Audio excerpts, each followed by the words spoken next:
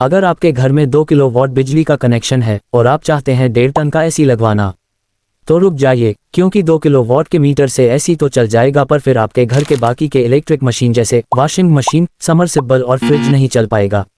और अगर आपने ये सब चलने की कोशिश की तो आपका बिजली का मीटर ओवरहीट होकर खराब हो जाएगा। तो इसलिए आपको एक एसी चलाने के लिए 3 किलोवाट का बिजली कनेक्शन लगवाना चाहिए, और 2 एसी है तो फिर 5 किलोवाट का कनेक्शन लें। ऐसी ही जानकारी के लिए हमें सब्सक्राइब करें।